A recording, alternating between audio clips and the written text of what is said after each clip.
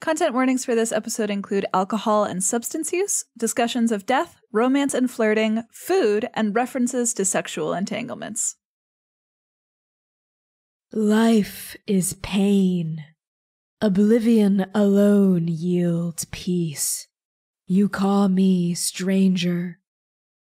I call myself salvation. The love of a god is not a blessing, it's a scar.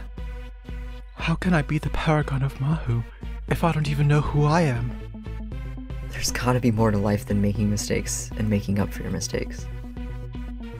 I'm the paragon of risk and reward, behaving as more of a suggestion. Fate is an offer I intend to reject. You don't know me. I'm unpredictable, bitch. I don't need to be a paragon to help save the world. I came back for a reason, and I am not stopping until I find it. I will solve the cataclysm, and I'll solve the mystery of myself, too. 4 paragons, 4 keepers, 1 stranger. Huh. Odds are in our favor. Now let's go save Andake.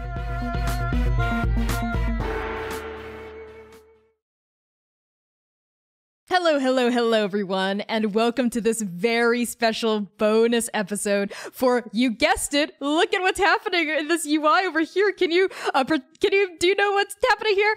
It is Vee's wedding. That's right. We are doing a very special bonus episode where Vee and Lotus get married. But before we hop into that, quick introductions. I am, of course, your GM and producer, Connie. My pronouns are they, he, and she. And I'm very excited to be facilitating this extremely gay bonus session right here today. I'm going to pass things along to C, perhaps ending with the lucky bride in a counterclockwise fashion. So C, go ahead, introduce yourself. I have never gone first in our introductions before. Hi, everyone. My name's C. I use they, them pronouns. I'm a dancer, digital artist, tabletop streamer. You can find me on the internet at PieSharpArt, making very trans, very gay art. And with that, I'll pass it to Max. Hey, I'm Max. My pronouns are they, them. You can find me on the internet at Starchmonger, where I dance and talk about cats sometimes. I'll pass it to the woman of the hour. Hello there, I'm Erica, she, her pronouns, and I play V. Noxurzel, that lovable con woman elf who's apparently being made an honest woman today. And you can find me at Erica Newgirl everywhere I'm available on social media. Come check me out on Twitch, where I'm a top 25 speedrunner of Resident Evil 7.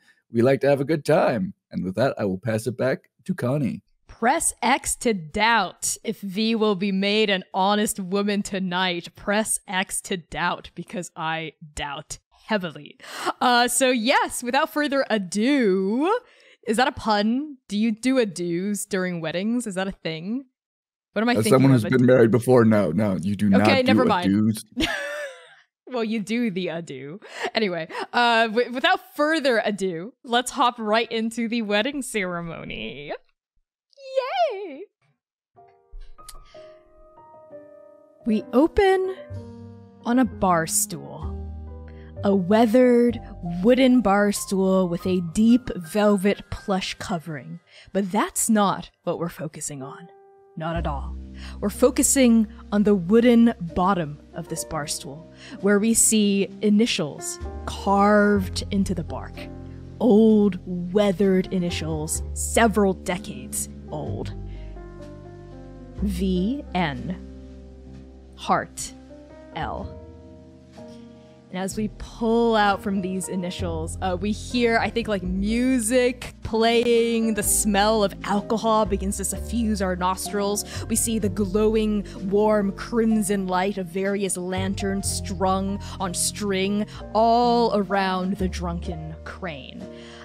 The desks and the chairs and the stools and the tables in the center of this room that usually cobble so much of this tavern space have all been pushed aside to allow a tongue of velveteen red carpet to plow itself from the entryway all the way to the bar. And at the end of this plush red carpet, standing at its front, we see, of course, Halo.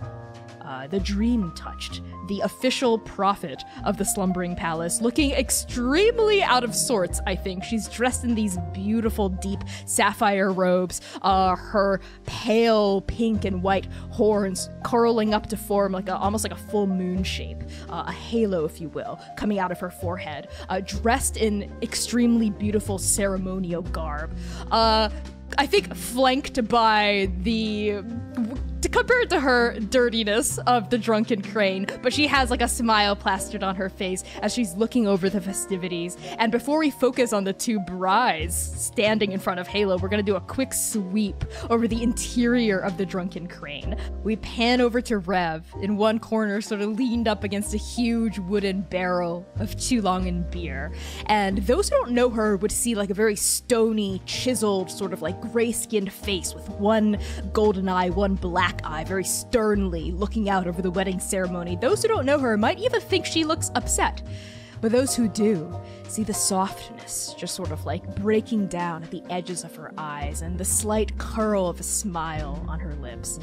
And she, without looking down, holds out like an empty glass toward you, Dewey, because I think you've got a bottle of a spirit in your hand. So as we pan like down Rev's like veins, right down her like muscular clavicle. I'll see you in 15 minutes. Say it, Connie. Down the bulging biceps. Yes, there it is.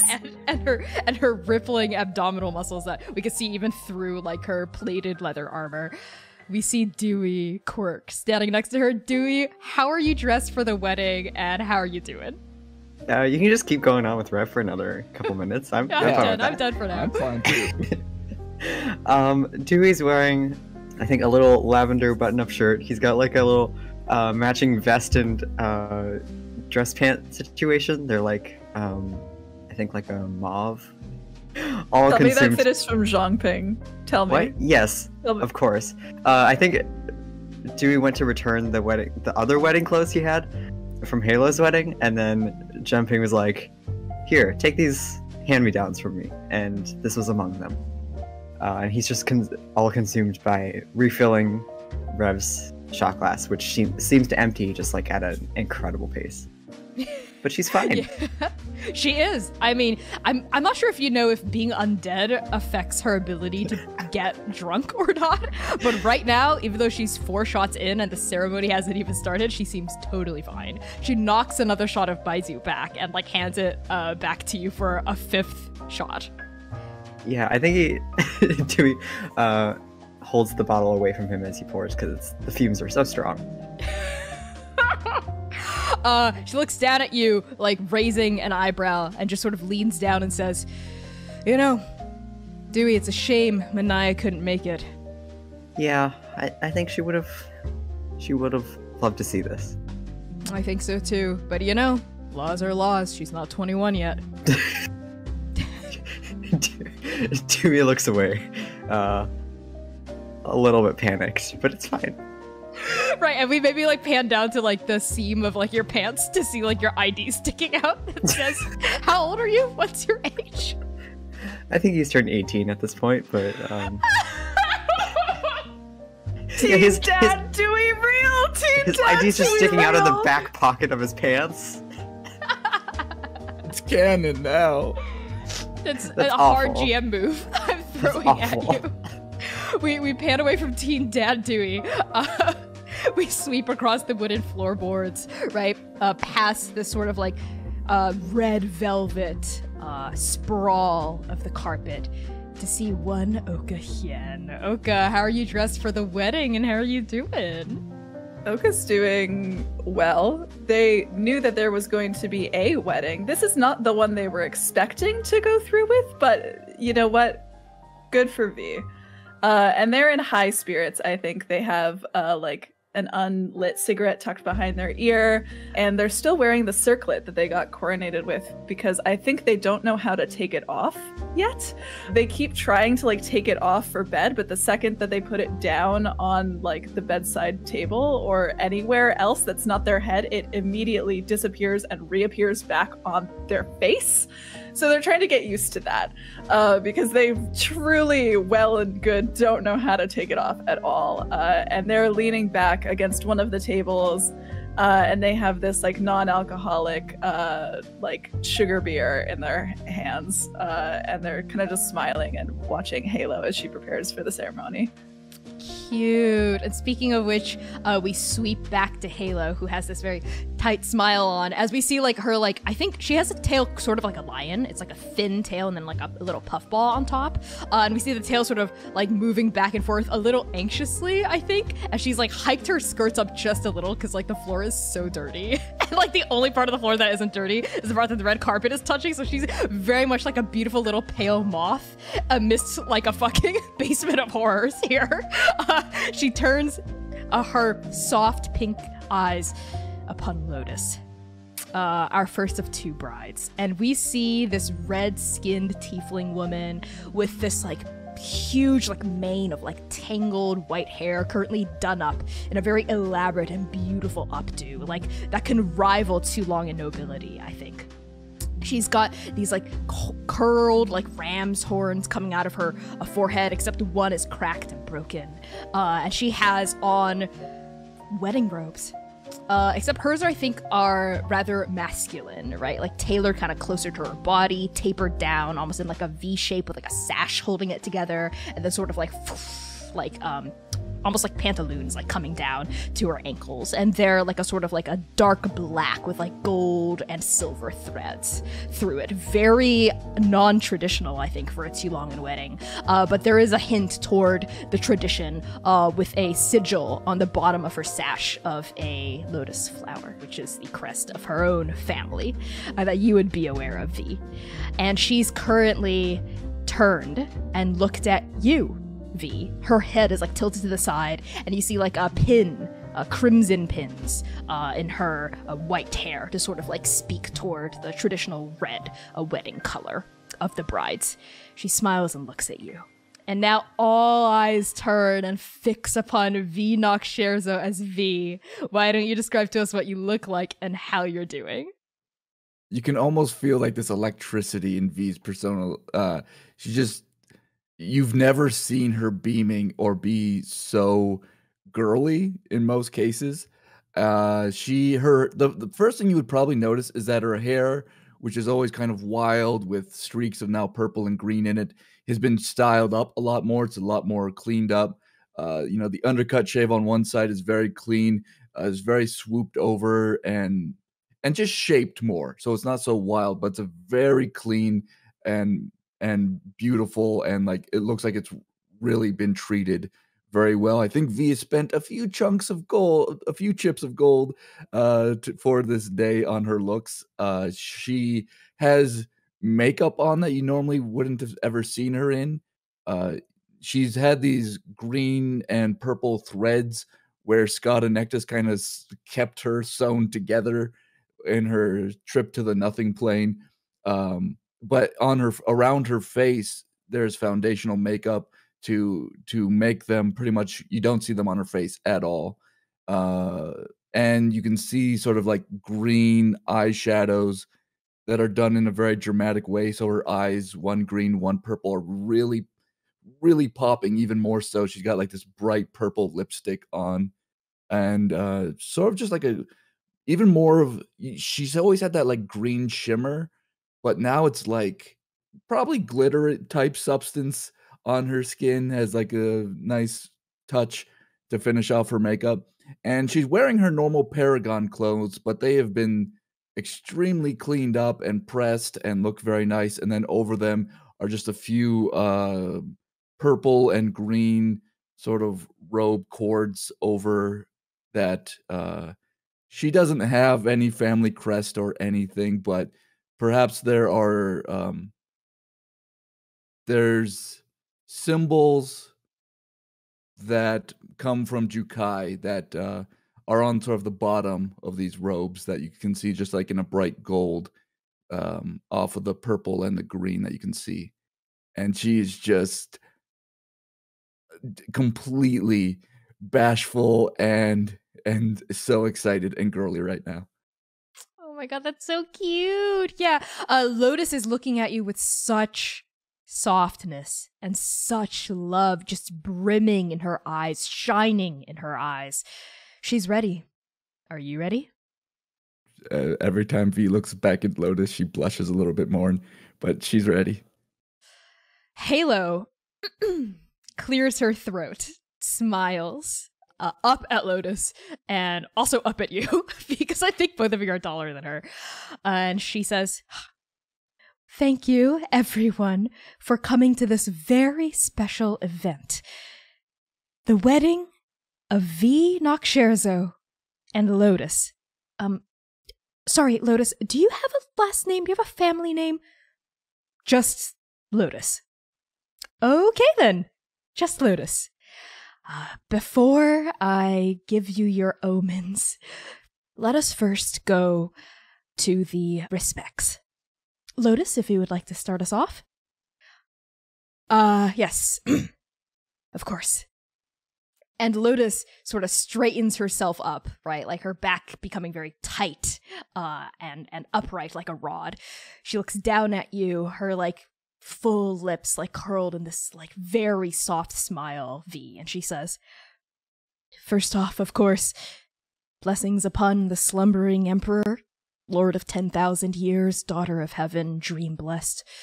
Blessings upon her spouses and her kingdom, upon every acre of this beautiful country that we live in. Blessings upon the emissaries that have protected my bloodline. Blessings upon Wenshu Pusa, Jiangangsho Pusa, Da Shizhi Pusa. Blessings upon my ancestors and all those who came before. And of course, V, blessings upon us. When I first met you, you were a lying, cheating con woman with a horribly broken heart. And she now, still is! I'm getting there, Oka. Now you still are. With one major exception, I hope. Your heart isn't broken anymore. Because it's right here. And she raises a hand and puts it on her scarred chest. It's right here, V. With me. And it always, always will be. As long as I draw breath. Because I love you. Neither of us is perfect. I think that's pretty obvious. I mean, look at me. I'm a retired mercenary running a dive bar now with too many skeletons in my closet and debts I still haven't paid and will never pay. She sort of raises her hand and her voice and sort of calls this out, like, out into the street. And we hear a muffled, like, "Ah, you still owe me 20 gold, Lotus," like from the street. And then she, like, lowers her hand and her voice and turns back to you. But I don't care about that. All I care about is that you see me for who I truly am. Not who I used to be, not who I might be, not who you or anyone else wants me to be, but for me. Just a barkeep, a warm hearth, a really nice bed, and a penchant for making you laugh. That's all I want. I just want to make you laugh, V. And I just want to hold you for as long as we have left. And I promise I will do everything I can to keep our love safe and to honor what we have until our dying days. Until the Raven Queen claims both of us and we're united again in the after. And she sort of like settles down with her final respects paid. And Halo smiles. "That was beautiful. Thank you, Lotus. And now, your respects, V." I, first off, give respects to the Emperor, whose great wisdom and family, may their presence continue to just thrive here across Andake. And then you see V, like, sort of like look at Halo. I give respects to emissaries, yes, who have looked over my ancestors I give blessings to my ancestors, particularly my mother, Paya Nakshirzo, and to my father. Most importantly, I give my blessings to you, Lotus, my sweet, dearest Lotus. I have so many words for you. Our love is a seed. It breaks through soil, and it turns rainfall into wine. It turns the summer heat into a furnace that matches our love, and every day we now get to blossom together. And in my time left here on Andake, I, Fasante Paya Nakshirzo, I make a promise to you. I will share my life with you. I will protect you. I will allow myself to be protected by you. I will share with you openly and honestly what is in my heart. And I will always hold you in my heart with care, affection, and a thread of the weave that will always keep us together. May the wind rushing against our cheeks be a gentle caress from our hands while we are apart. May the sea carry bottled messages of our love across all of Andake. And when danger is removed, let our memories remain steadfast so that as long as we are remembered, we will never die.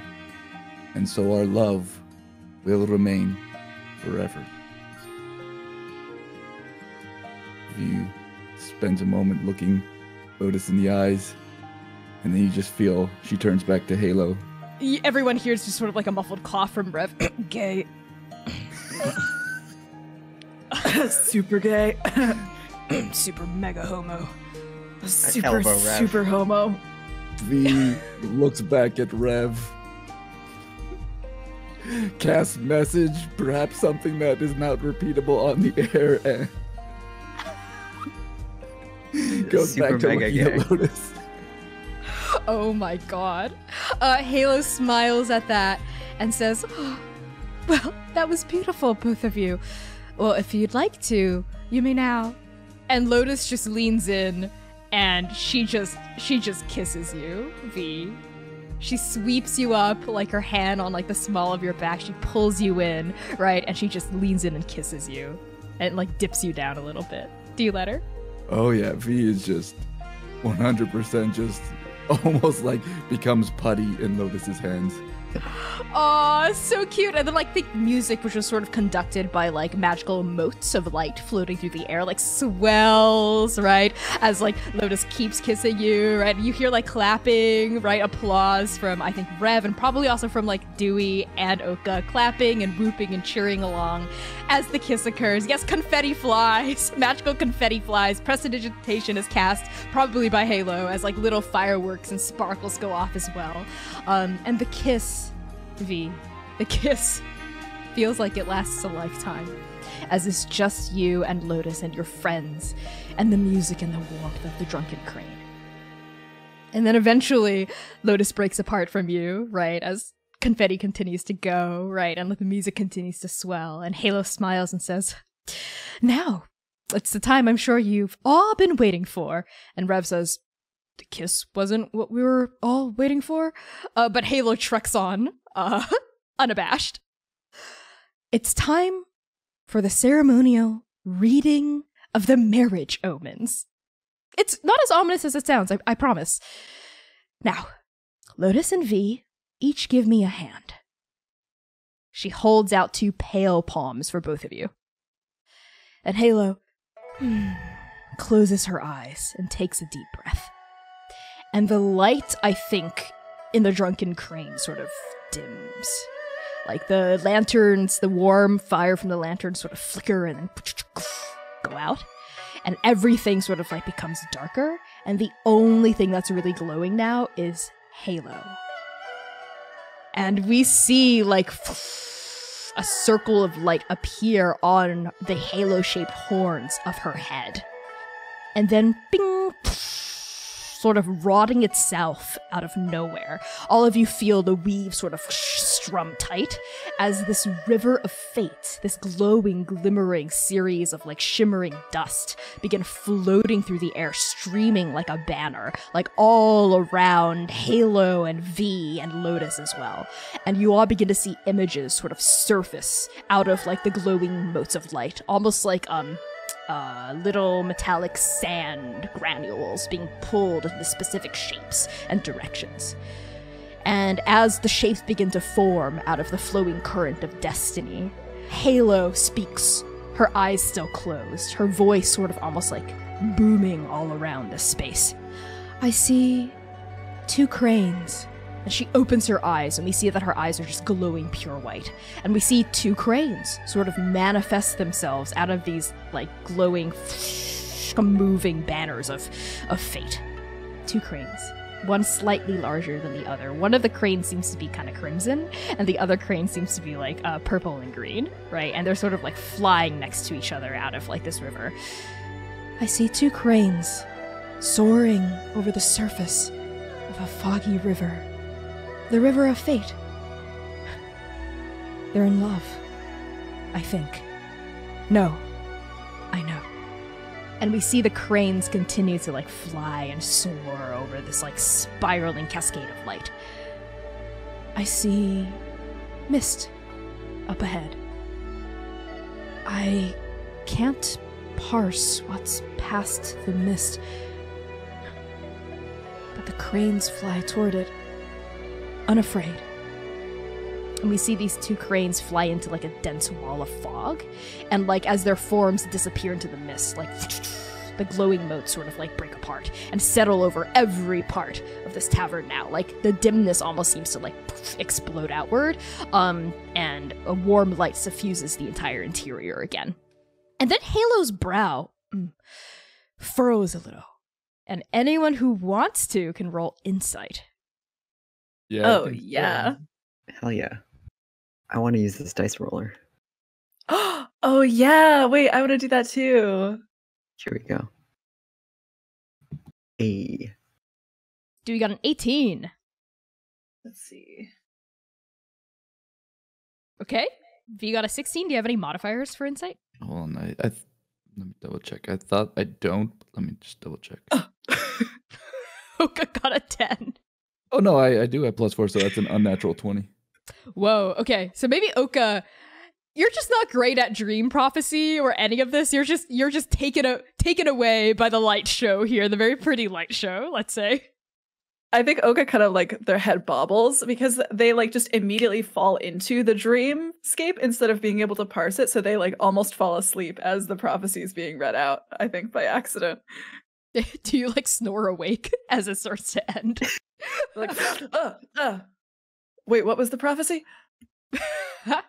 And then we pan over to Dewey. And I think what you notice with your 18 is Halo's brow furrowed, and you see just like a dark shadow on the fringes of this vision, like flicker and then disappear. Right? But I think like you don't catch the specifics of it. You just know that there's something amiss that Halo is not bringing up.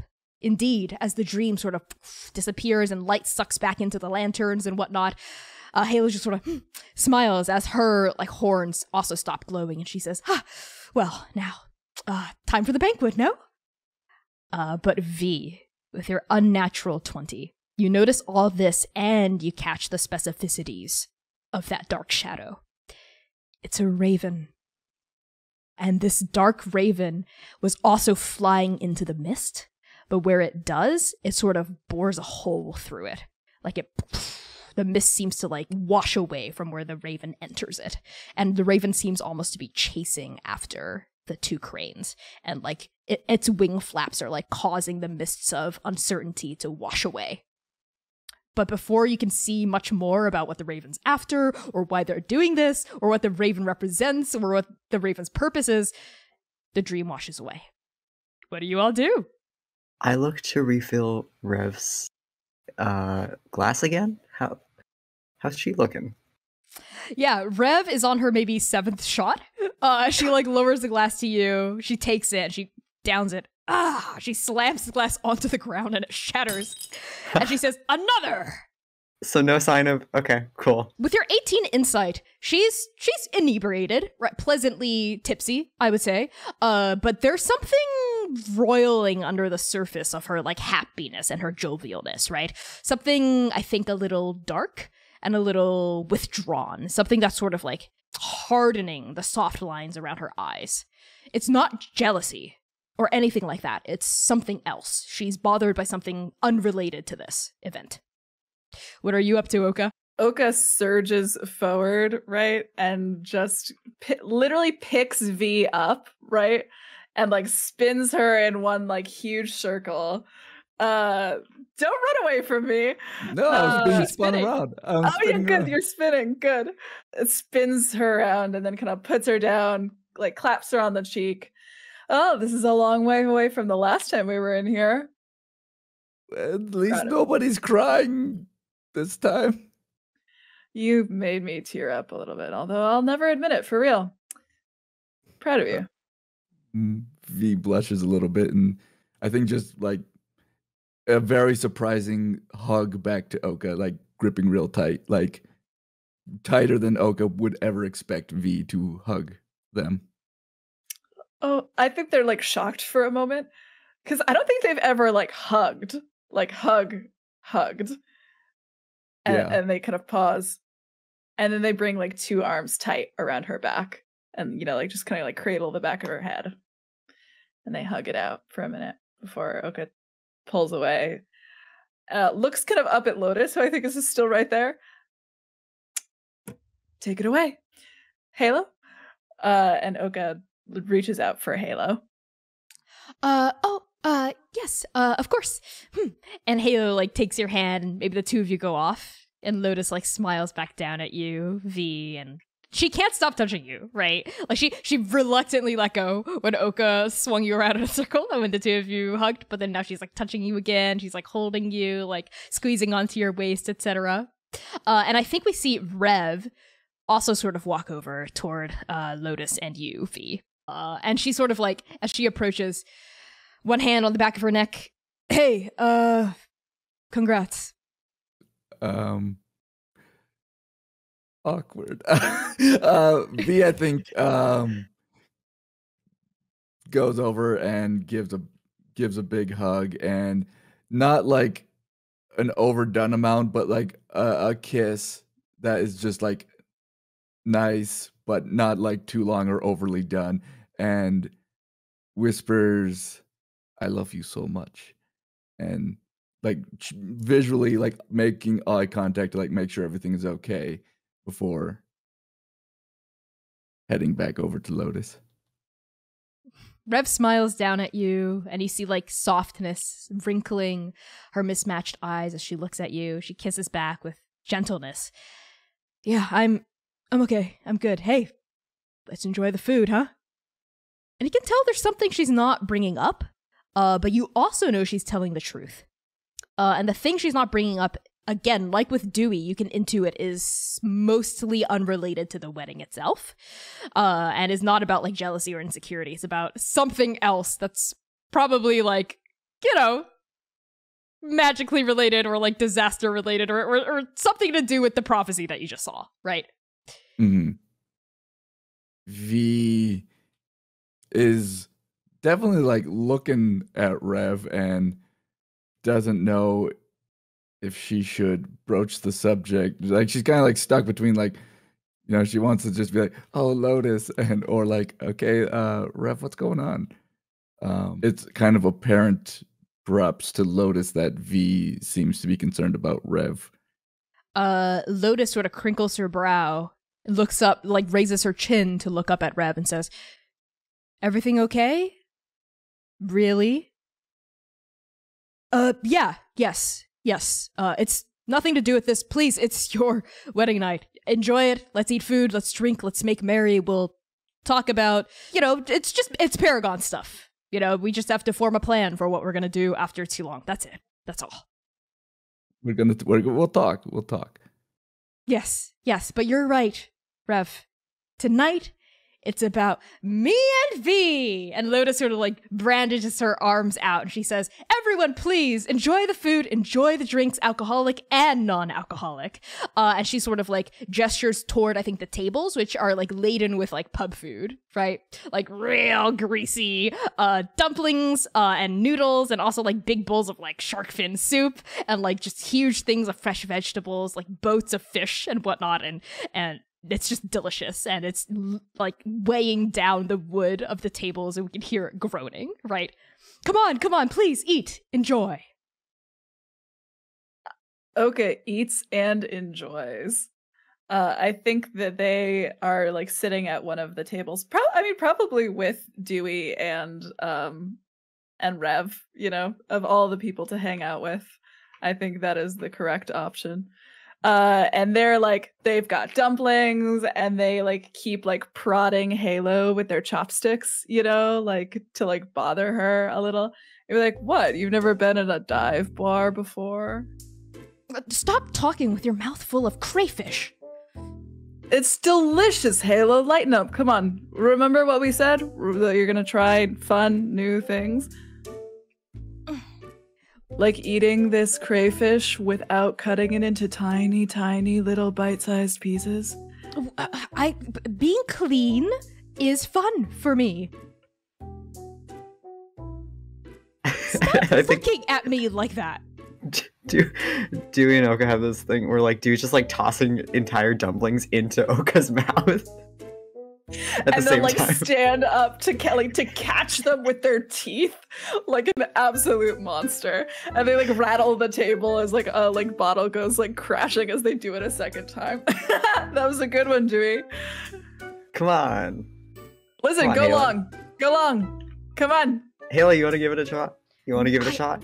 Absolutely. Halo. Do not. What if you stop it? You're gonna get food all over your body. So what? So, those are expensive silks and linens, and I know I can just magic it away, but magic is finite now, and that's a waste of resources that are limited. I toss one her way anyways. The dumpling, high up in the air. As we watch the dumpling go up into the air as she's in the middle of lecturing, like slow-mo, she's going, and don't get me started on the runs. soy sauce. And as you run toward it, I need you to make an Their acrobatics. wings come out. They fly and grab the fucking dumpling. Make an acrobatics check. Oh, baby, I love my new dice. An acrobatics check. That is a 17, 18, 19, 20, 24. How do you rescue Halo's outfit? I think I like go to like Oka's suddenly there, right? Like their wings just come like sprouting out of their back, knock like one of the pots in the corner over, right? And they push Halo off the chair, but like their arm goes around her waist and like kind of dips her down as they catch the dumpling in their mouth again. As the dumpling slides down your gullet, I go, and she's sort of like panting, like in your arm, looking up at you with your your wings out. What, Oka? You. And they smile like kind of devilishly down at her and let just the tiniest little piece of dumpling wrapper like fall onto her nose. She slaps you. She smacks the shit out of you. Oh, Halo! You have the worst backhand in all of too long, I swear. We just sort of did a quick cut to you crumpled in one corner nursing your wound. A big swollen cheek forming, your crumpled wings around you as Halo's she's stalking away. And on her way out, her tail sort of slaps you in the face, Dewey, for being a part of this. Lotus leans into you, Vee. Sort of says into your ear, laughing. Looks like your friends are having fun. Well, they definitely know how to make a lively situation out of a good time. Hey, we're married now. How are you feeling? Oh my goodness. I feel so it's been a wild month or two here in the Empire, and I don't have many words except for that I'm just so madly in love with you, and I hope in our time together we get to make up for the lost time. Me too. And hey, I'm going to do everything I can to figure out a way for us to be together. So Andake can be safe, but so can you. And I think at this moment, Vee also pulls out a ring that she had sized to Lotus. If you hold on to this ring, I will be able to come back to you wherever you are in Andake. And she slides it onto Lotus's finger. Where did you get this? Oh, it's amazing what having a week or so in the betting parlors can do, and gets you some nice deals on some jewelry, apparently, in town. Thank you, Vee. I wish I had a similar magical item to give to you. Actually, I might. But I'm gonna save that for, and she sort of leans in a little, like her nose almost touching yours. The traditional wedding night activities between bride and bride. Vee is turning the color of the carpet as she stammers a little bit. You can tell, like, V.exe it stopped working for a moment, and she's like, I have never left myself wanting for more after a night with a Lotus, that is for sure. Get a room! Oka calls from across the bar. Rev also calls. She's also kind of inebriated and says, hey, let me know if you need a third. You've come a long way, Rev. What are you talking about? I'm talking about the Mahjong game Halo's setting up. As she, indicates toward one of the other tables where Halo's setting up Mahjong tiles. Oh, right. Mahjong. Yes. What do you think I was talking about? Traditional wedding night Mahjong. There's Mahjong game. Yeah, let's play. The good hands, and then there's good hands. Am I right? Am I right? Vee. And Lotus sort of whispers in your ear. She sort of I think squeezes your arm as you're sort of stammering and flustered and red. You're cute when you're flustered. Come on, why don't you show them how Mahjong's really played? And if you win, then tonight and she whispers something I cannot repeat on stream into your ear. All right, everybody, let's play Mahjong. Everyone find your partner to get your tables. Love it. Okay. Everyone starts crowding around a table. Tiles are set up. Halo is a surprisingly strict facilitator of the game and a player. As soon as she sits down, it's poof. Looks around, I don't know anything about Mahjong, but she starts immediately washing, the tiles and setting them up with such speed and efficiency, and her eyes are going left and right, and it's a completely different Halo, right? A completely new Halo. And Oka, maybe you see this, and perhaps she's just exuding intimidation, and a lot of it seems to be directed at you, Oka. Me? Oka's horrible. Well, can we roll to see how well we do with the Mahjong? Yeah, why don't all of you just roll a ability check? I'll let you use a skill of your choice to see how you manage Mahjong night. Vee's gonna use sleight of hand as much as possible. Obviously. I don't want to use sleight of hand. What should I? I want to use survival because I think it's funny. Just trying to survive the 11? game. 11? Really? I think it's a wisdom. Yeah. I can't believe I rolled a 2. Oh. Dewey got a 20. Dewey plays well under a strict rules system, I think. Yeah, I think I rolled a natural 1! Not this. Not this. How did Rev do? Oka does not survive. You roll survival and you do not. Let me roll for Rev. Let's see. Oka passes out of the table. That's a natural 20. Rev rolls a natural 20. Well, I guess she's getting that throuple she wanted. Oh my god. Oh my god. Okay. Do I get an advantage for being the bride? You know what? Why not? Why not? Brides get advantage. Go for it.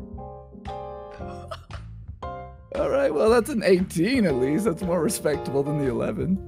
I think V, you do pretty well. So does Dewey. Surprisingly enough, Dewey does weirdly well, and I think like beats you. It's like between you and Dewey for a couple of games, right? But then like Dewey like edges you out there, you edge him out there, etc., etc. Oka's just along for the ride. Oka tries to eat one of the pieces at some point.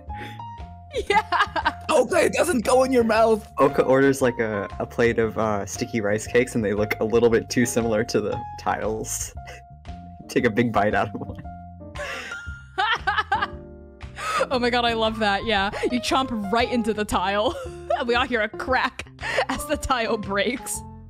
And I think like Halo swats you and casts mending on the tile, and also on your teeth. Ow! Weddings are hard. Okay. All right, who's in for the next round? Halo's already like counting in bets. You don't know how, but like money has started being exchanged, and coins are just like clinking over the wood. Though the surprising winner, the sleeper hit here, is Rev. She ends up winning the big pot at the end of like the night, but with like this huge stack of coins like in front of her. She scoops it up and then drops it down in front of Lotus and V. My wedding gift. Your wedding gift is like 20 pieces of my gold, Rev. That's also my wedding gift, to be clear. It's our wedding gift to the happy couple. Hey, like a sixth of that is my own gold, so that's not really much of a gift. No, thank you, friends. That's much appreciated. It's what I call the V-Nock Scherzo special. I just feel like it's something you'd do to someone. Hey, if I wouldn't give people gold. I'm not like that. I'd give them, fake gold. V. What? Gold is like your favorite thing. What else were we supposed to get you? You know what, friends? On this, my wedding night, your mere presence alone is good enough. I did actually get you something, though, and and Rev reaches, I think, into like her like raven feather cloak, which I think at this point y'all have intuited is something like something of a bag of holding, because she could just reach into the shadows and pull stuff out that like making no sense. And she pulls out like a sack that looks like it's filled with coins. And she's still sort of like scratching the back of her neck. She's like 15 shots in at this point in the night. And she like sets it down in front of you, V, and says, It's gold. V like opens it up. Like you see like almost the light shimmering on her face as she opens it up. She's like, it's so beautiful. But you see that every single gold piece has been shaped to form like a heart. V melts. Like you just see V's just and she like looks up at Rev, and you can see like tears welling up in her eyes and stuff, and she's just like, thank you so much. I love you so incredibly much. Of course. I love you too, V. It's because you have a heart of gold. All of a sudden, you see it goes through V's eyes. You just see all of a sudden her heart being ripped out by Scott and being like, and then it flashes back to V's face and like, yes, I have a heart of gold. Jesus. Unintentionally dramatic. I think Oka fishes around in their robes, right? And pulls out like 2 silver pieces, 1 gold piece, and like a handful of pocket lint, and slides it across the table to V. Sorry, that's all I brought with me. I kind of thought the drinks would be free, so. Oka, you're a prince. This is all you could do. I'm joking. I'm joking. I'm joking. Thank you. Thank you. I appreciate it. Dewey, what did you get the brides? I think at the sight of all this gold, Dewey's turned in his chair and he's like, I don't know, 2 people he hired who are carrying this enormous like fruit dish in through the tavern door, and he's just like gesturing at them to like go back out. Did you literally get them a fruit salad? Oh fuck. That was the intention. Maybe the servants like are confused, so they drop the fruit onto the floor and then they back off and leave. So we just have this huge platter of like apples and pears and peaches that's really heavy and takes 2 like grown adults to haul just on the floor. Dang it. That was supposed to be for you. We can move it later. What a thoughtful gift, Dewey. Thank you. We will consume it with love. And, of course, I got the 2 of you a gift as well. This was in my personal stash of prophecy items, and I figured you might need it more than me, Vee. And Halo reaches into the sleeves of her robe and pulls out, I think, like a pure, like small but beautifully shimmering crystalline sapphire. And it almost like looks something about it feels familiar, Vee. And then you remember the huge sapphire pillars holding up the throne room, right? This is pure Tulongan sapphire. Very rare, only found in a handful of places in the kingdom. The last veins of this sapphire were mined out 1,000 years ago. So it's limited, but I want you to have this. And Halo reaches out and holds out this like little like sapphire shard to you and says, if you ever find yourself in dire straits, Vee, just crush this sapphire and beseech the gods for help. And they will. And what this means is it's a single-use item. It can turn any nat 1 into a natural 20 once. Oh, dang. You know how Vee rolls, that's going to come in. That's going to come in handy. Pick and choose your battles, though. True. Vee holds the crystal in her hands, and she goes sort of like wraps her hands around and like holds it next to her heart, and she's like, thank you so much, Halo. This is such a beautiful gift. Thank you. You're very welcome. And Lotus, I got you a gift as well. It's not a pretty little crystal, but I did go ahead and take the liberty of hiring some contractors to remodel your tavern. And Lotus goes, you what? They start tomorrow. Thank you, Halo. What a wonderful gift from the palace's official dream prophet that I can't turn down. I really appreciate it. You're very welcome. Oka just goes, oh, Halo.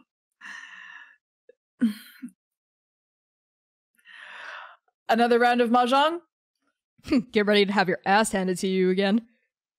Listen, that was like 5 games. I'm ready, okay? I take some time to warm up. You've still got a bit of Mahjong tile in between your front teeth. What? And Oka, like, fiddles with it.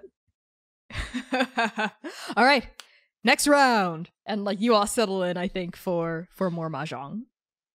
And I think maybe that's like how the night pans out. Y'all just like stay up, you talk like late into the night, you keep drinking, you keep eating. At some point, Dewey's fruit gets picked up and eaten as well. And like as the night starts to wind down and gets later and later and the hour draws closer and closer to morning even, I think eventually y'all realize it's about time to head back to the palace, or in Vee's case, upstairs.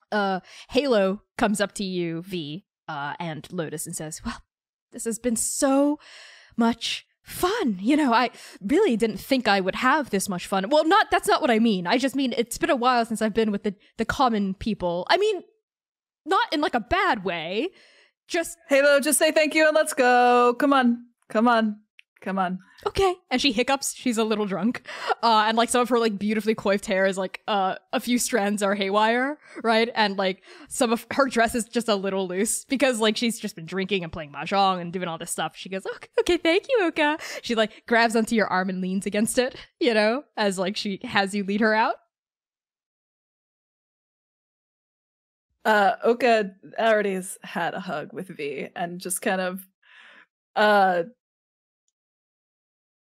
taps her face, you know, again as they go past. Give her a little kiss on the forehead, and follow after Halo. Cute.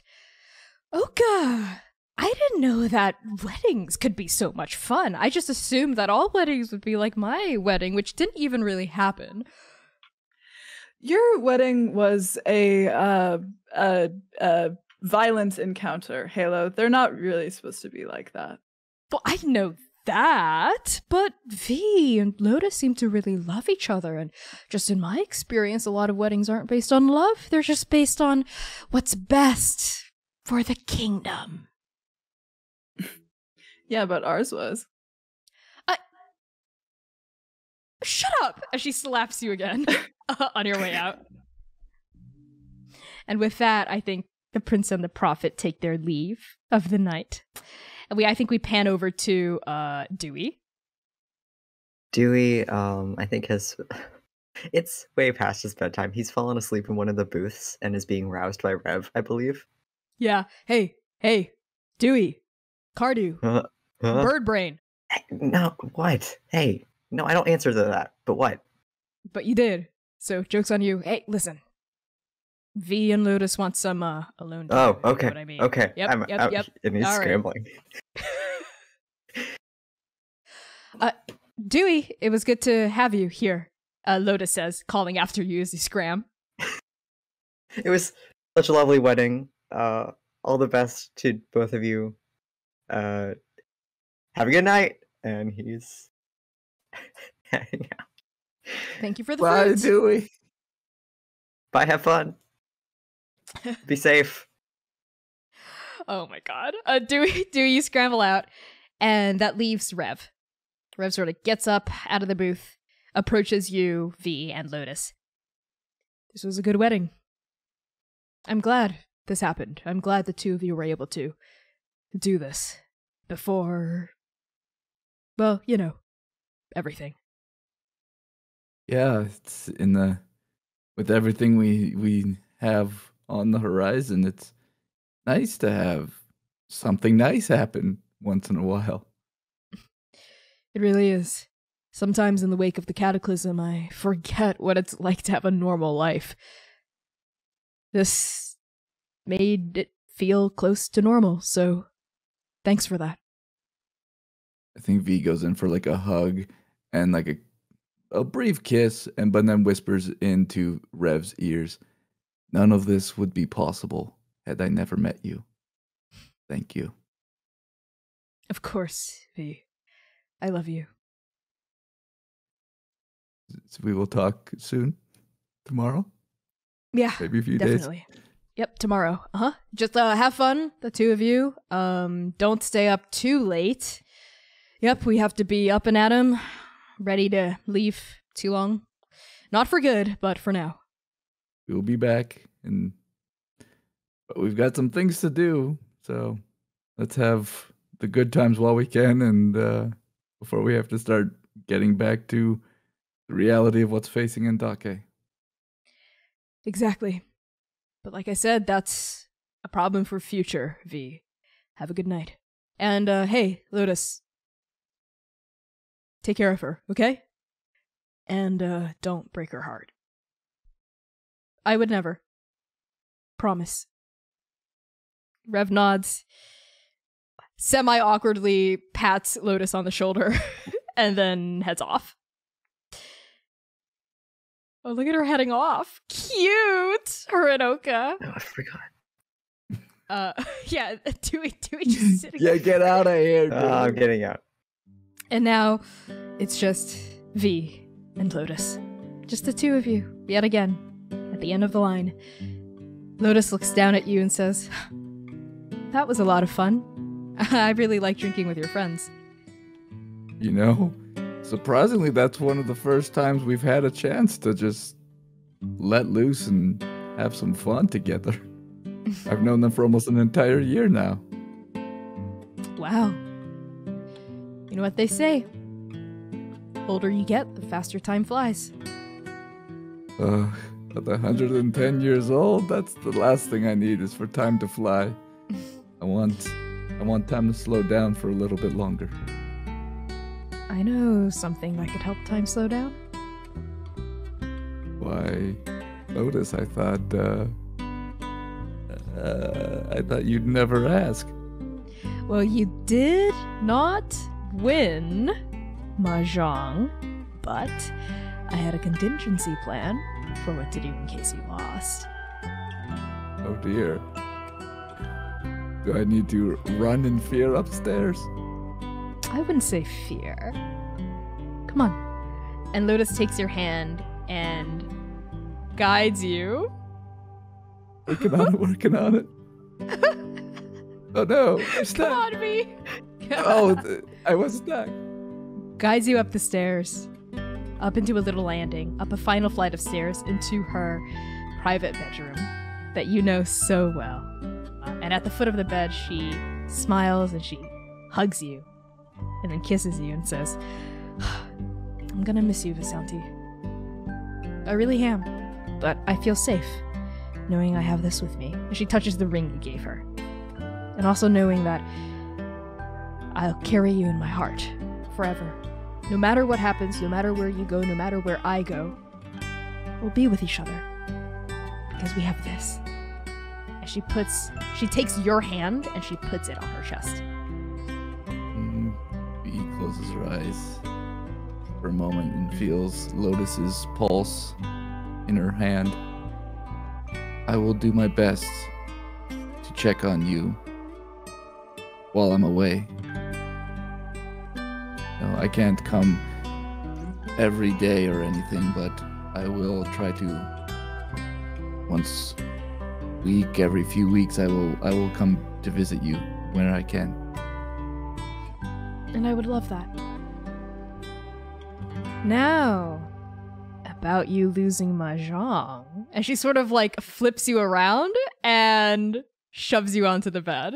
And we fade to black on Vee and Lotus's wedding night. So, that was a lot of fun. What? Look at that one more multiverse interface. Isn't that incredible? So that was our bonus episode for Arc 4, the wedding. I have been your GM and producer, Connie. My pronouns are they, he, and she. You can find me on Twitter and TikTok at by Connie Chong. I'm gonna pass along our introductions to C. Hi, y'all. My name is C. That was very, very gay. That was very gay. I had a lot of fun play. It was doing the little multiverse stuff. Hi, my name's C. I use they, them pronouns. I'm a dancer, digital artist, tabletop streamer. You can find me making very trans, very gay art right here on the internet at PieSharpArt. Occasionally streaming on Twitch and posting TikTok videos at pie_sharp. So check me out there if you're interested. I also play a gigantic 6'8" curse knight on the Soul's Confidant on the Friends Who Roll Dice channel at 6 p.m. U.S. Central Time. 5 p.m. U.S. Central Time on Sundays on Twitch. And check out, I have lots of plans for this upcoming year, so just check me out. It'd be great to see you, and I'll pass things to Max. Hey, I'm Max. My pronouns are they, them. I play Proud Dad, Dewey Quirk. You can find me, I guess we're all on TikTok now. So there, Instagram, Twitter, at Starchmonger. And I'll pass it to Erica. Hi everybody, I'm Erica and I play Blushing Bride Vee Scherzo.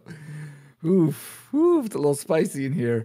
And you can find me at Erica Newgirl. I stream on Twitch where I speedrun Resident Evil 7 a whole bunch. I'm trying to get in the top 20 in the world, so come hang out with me. And with that, I will pass it back to Connie.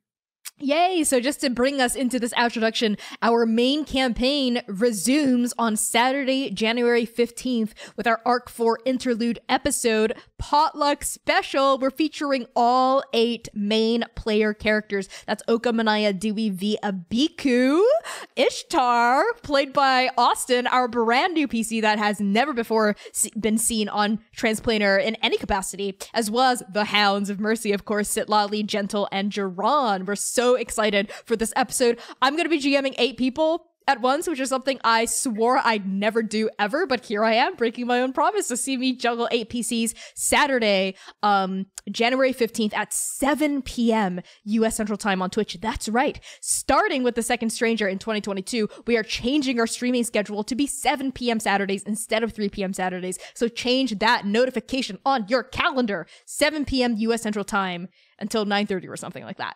And with that out of the way, thank you so much for coming, and Bijou. Check out our new pin post on Twitter and retweet it. We love you. Bijou.